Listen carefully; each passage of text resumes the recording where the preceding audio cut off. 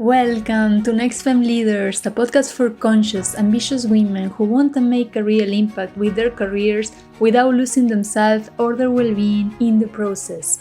I'm Isabel, your host, a leadership coach with over 13 years of corporate experience.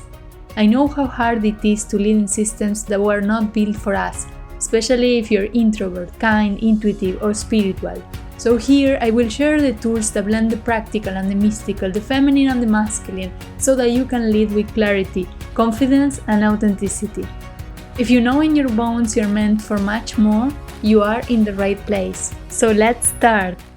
Hello, beautiful NextFem leader. Welcome to our episode number 27. This month I did something that surprised even me, and it became this episode. In our last episode, we talked about building confidence in our career and the importance of taking action for that, even when you don't feel confident or ready yet.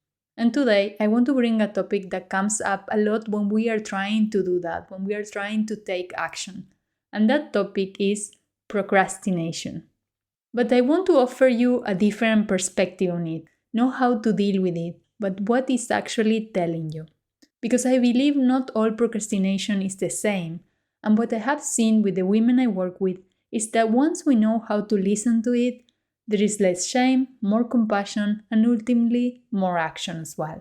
So by definition in psychology, procrastination is the voluntarily irrational delay of an intended task despite expecting negative consequences.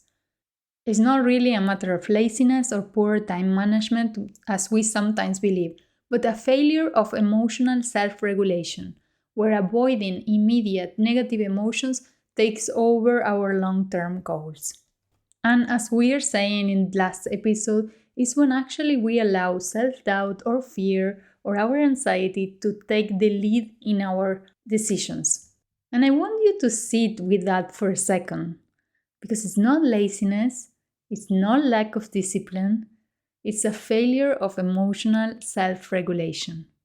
That already changed something, doesn't it?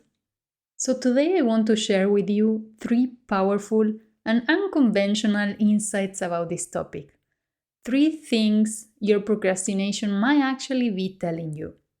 And before I fully dive in, I want to acknowledge something. I know many of the women in our community have an ADHD diagnosis, and procrastination can have a neurological dimension that deserves its own conversation and its own support. What I am exploring today sits alongside that. These are layers that might show up for all of us with or without a diagnosis. So as always, take what helps and leave what doesn't. So the first insight I want to share with you is that when you are about to reach a new level, procrastination will likely come. The reason I wanted to talk about this topic today is because it has been so present for me this month. In April, I took my PCC accreditation exam for the International Coaching Federation. And this was not only a quite challenging 4-hour exam with a very low pass rate, but as a coach professional, this was the last part of a very long application process that has involved years in the making. And that represents not only a shift in an accreditation, but also a shift of identity that has been going on in the last few years. So I have been coaching for the last 6 years, and in the last 1 or 2 I have noticed that I have become an experienced coach and not a new coach figuring it out anymore. But during the preparation of this exam, I found myself procrastinated in the most creative ways. And I was actually not scrolling my phone or getting distracted. I was having brilliant ideas, or when I sat down to study, I had an amazing idea for the podcast or for a workshop that I was leading the following month. All my most productive ideas appeared, just not for what I was actually preparing.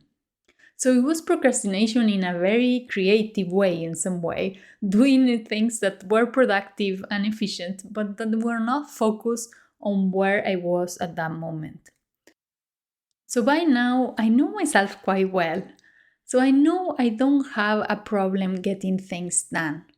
So I could catch myself in those moments where I was really getting myself distracted, even with productive ideas, but not focused on what was the most important thing at the moment. So instead of pushing through, I did something almost like a meditation. I came back to the center. So when I say this, I refer to when we are meditating and we get so distracted by so many thoughts, and we use the breath to come back and to anchor ourselves in the present. So I keep doing that every time I catch myself distracting. And even if it was a brilliant idea, I would just put a note and take it over on another time and come back to my exam preparation. And for doing this, I also ask myself two of my favorite questions. What do I feel at this moment? And what do I need at this moment? And I recognized something. There was a part of me that was in crisis for this huge step I was taking. The application for my PCC is just a little part of the upliving of my business I'm currently going on. So it wasn't just an exam. And instead of pushing that part of me, I supported through the process. Because I understand that the darkest moment is just before the sunrise. And it's when your ego will be the loudest. And as I always say, a good day for the soul is a terrible day for the ego. So your procrastination might be telling you that you are about to make a big jump, and that there is a part of you that is quite scared about it, probably an ego part. So my question for you would be, how can you support this part through the process? What are you feeling and what do you need? And sometimes it might be as easy or simple as acknowledging that this is what is going on for you.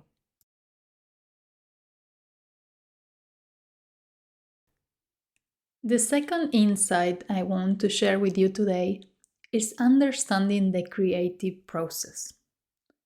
So this is something I share many times with the women I work with, and it has a huge effect on how they work. And it's about understanding how you create and the parts of that creative process. I learned this by making so many mistakes. When I start working as an entrepreneur, one of the things I offer from the beginning is leadership workshops. And I start noticing that the workshops that went better were always the ones when I created the slides close to the date. Now, this is completely opposite to any career advice you always hear, especially as an accountant and a very organized one. I always felt you should have everything ready a few weeks before. And that really doing things at the last minute is not the best way to go. But by error and trial, I realized that when I did it that way, I was completely disconnected from the energy of the actual event. So my intention was not as accurate, and the energy I brought to the event was not as strong. And this had an effect on how the event went and how I did show up as well. So now I don't really have scientific research to back up this. It's just my experience and the experience of hundreds of women I coach when this has worked for them as well. And here is the place where we blend the mystical and the practical. While learning about my own creative process, I also understood that there was a phase before the actual PowerPoint and workshop design, and that phase was me researching. Me collecting information, sinking myself into that topic. This was actually the longest phase of it, and it had no structure. It looked like just notes, voice notes. It looked like really messy.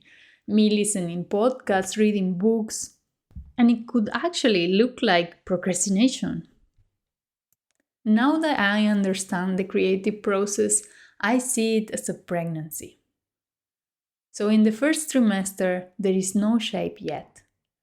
It's just information gathering. Notes, voice, books, podcasts, ideas landing from everywhere. You don't know what it will look like yet. And that's okay. Then it comes the second trimester and it starts to take in shape. You can feel the outline forming, the structure beginning to emerge. And then it comes the actual birth, when you sit down and you put it all together and it comes out into the world. And this is actually the quickest phase. That phase of gathering with no structure, that is the first trimester. That is the research. And putting everything together in the last few days, that is the birth. So we don't really judge a pregnancy for taking time. We trust the process. And your creative process deserves the same trust. When I share this pregnancy metaphor with the women I work with, it has worked so well for many of them. And I sometimes think it might be related to how we as women naturally create. Some of my clients have used this framework to prepare for job interviews, case studies, for project presentations at work. And before understanding this, they used to blame themselves for procrastination, for leaving everything to the last minute. And they used to be really shameful about it. But once they know how they work, they start planning for each stage. And they move through the whole process with total peace, because they trust it. It has also been how I take in major life decisions. Sometimes I spent an entire year brainstorming options, and then in a few months I made radical changes. So now I plan for it. I make my calendar contemplate it, because I know how I work best. So you might work like me or completely different, but taking the time to understand your own creative process might completely change how you show up for your work and how you treat yourself along the way. So procrastination, in this case, might be telling you where you are in the process. If you're in the first trimester, let it land. Allow yourself to be in it with no structure. And then protect the time for the birth, when you will put everything together. I feel this process also works so well with empaths, because we are connecting to the energy of the event itself. Now, moving into my last insight number 3.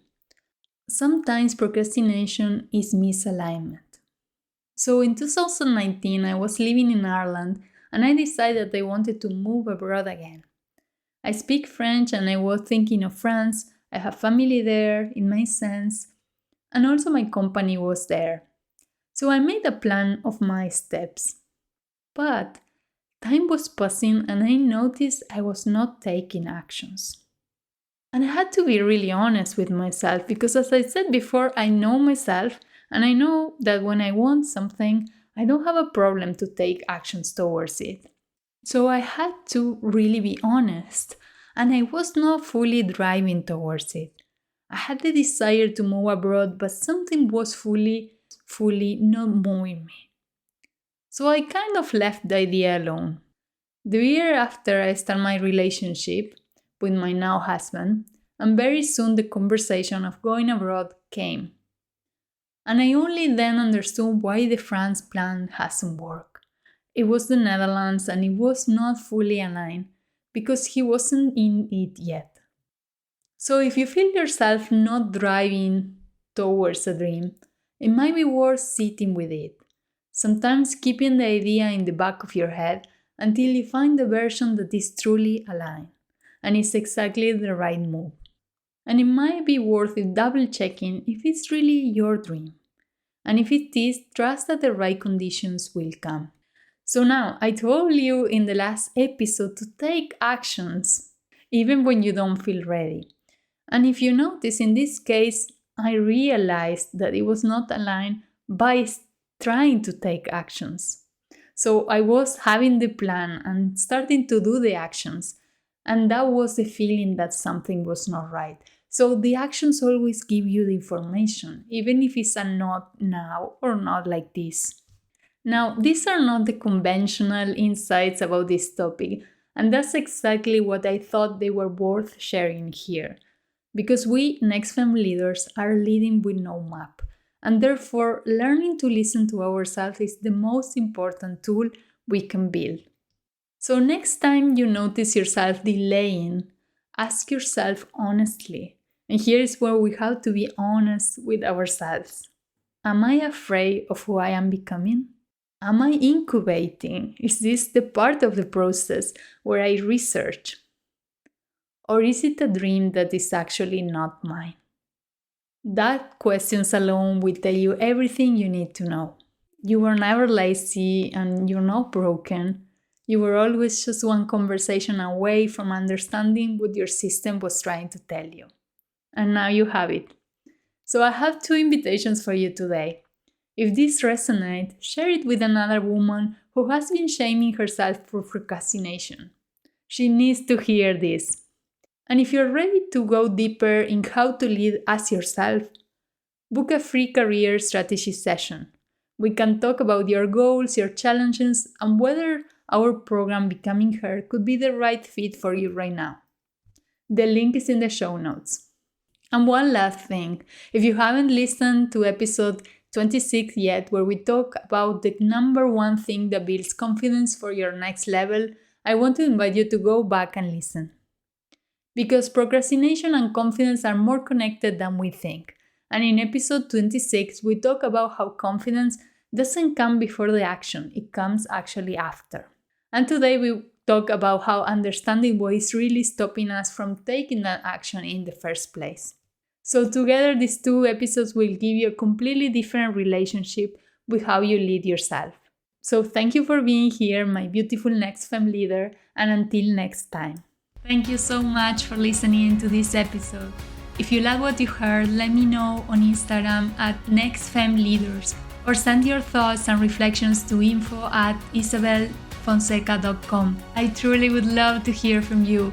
And if it resonates with you, I would be so grateful if you left a review or a comment so that it helps more conscious, ambitious women to find this space. And please don't keep it for yourself, send it to another woman you know who needs to hear this message today. See you next Monday at 8 a.m. Until then, keep leading with your truth and remember, you already are an NextFem leader.